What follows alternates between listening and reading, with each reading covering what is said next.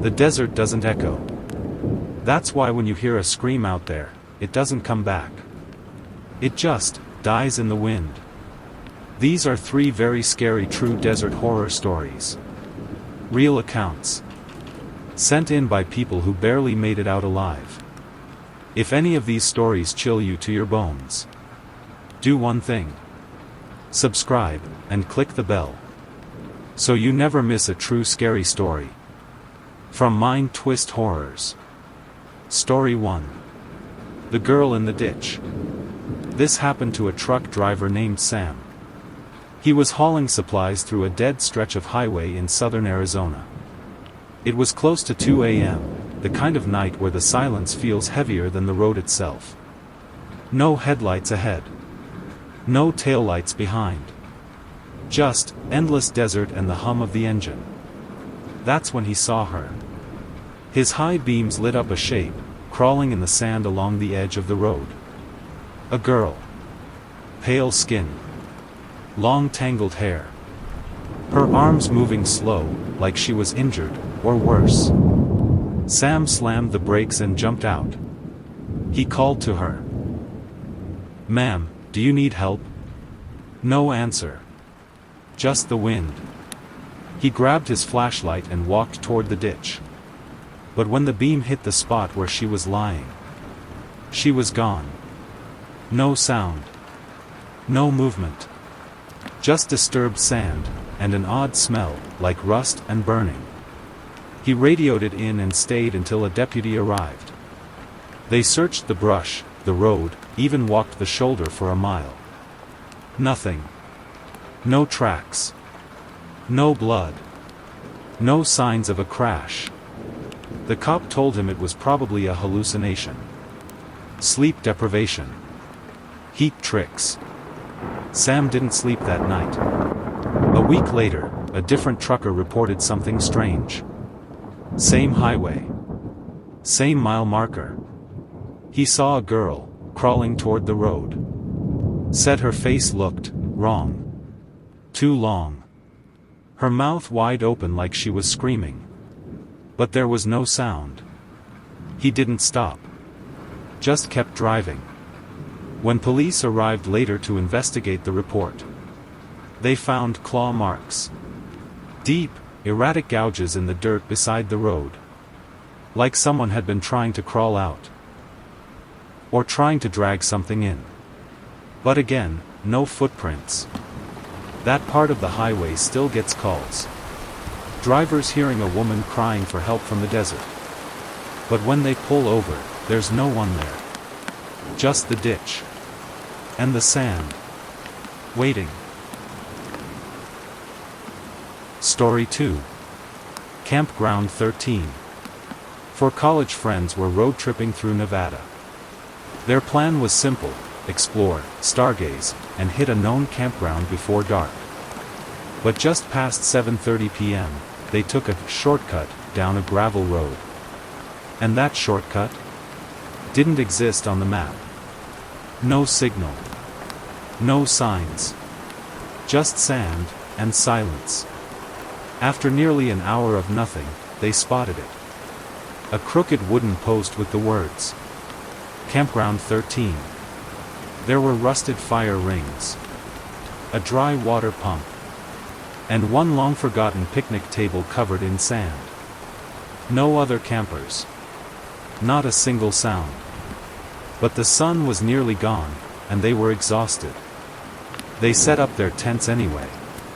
Ate snacks. Laughed a little. By 1:30 a.m., they were all asleep. Then, something started unzipping the tents. Not fast. Slowly. Like someone was testing the zippers, one by one. Jamie woke up first.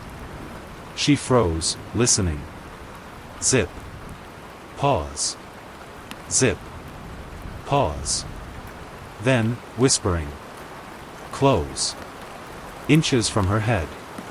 But she couldn't understand the words. It wasn't English. It wasn't even a language she knew. When she tried to speak, her throat locked up. Then her flashlight wouldn't turn on. Her phone? Dead. She laid there with her eyes wide open until the sun started coming up. The next morning, she told the others. They didn't believe her. Until they saw what was behind her tent. Long, wide drag marks in the dirt, like something had been pulled toward the brush. Not a single footprint.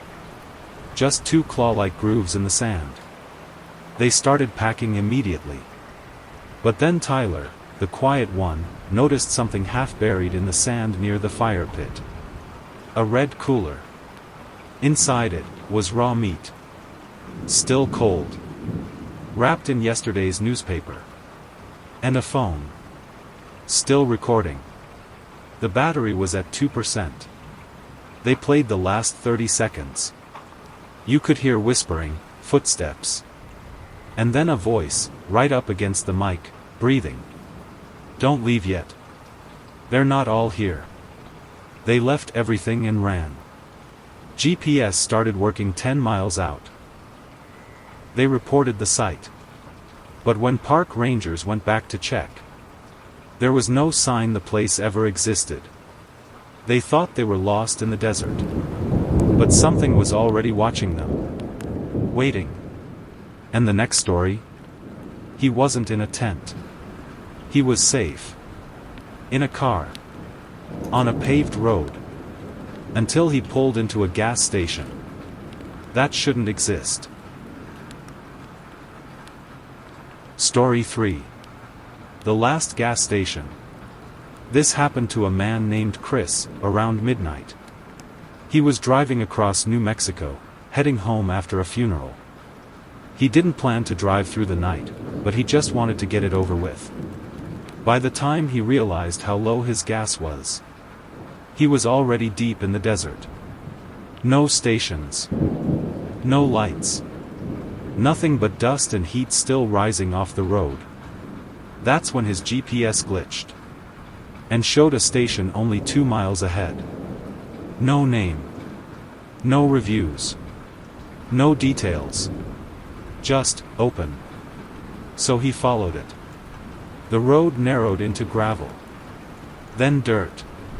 But just when he thought the GPS was wrong, he saw it. A glowing neon sign buzzing in the dark. Fuel up. One pump. An old storefront with flickering lights. And a man standing perfectly still behind the glass. Chris rolled down his window and waved. The man didn't move. Just stared. No blinking. No shifting. Like he was made of wax. But the pump clicked on. It charged him exactly $6.66.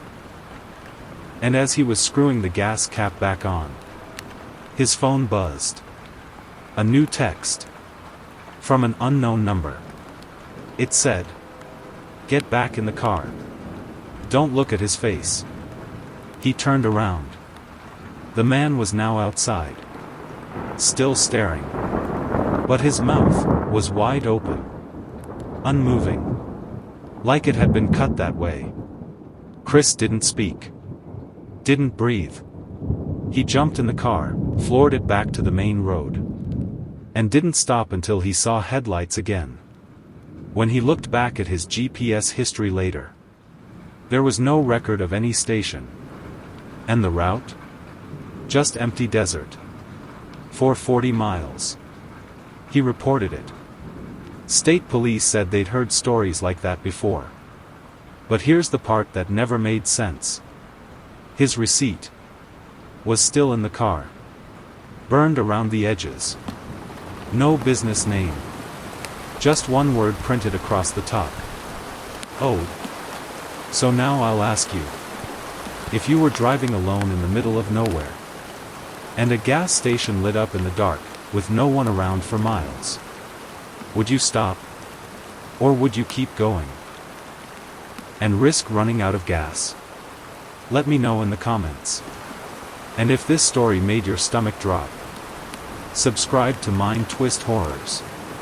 Because the next story we post might be one you lived through.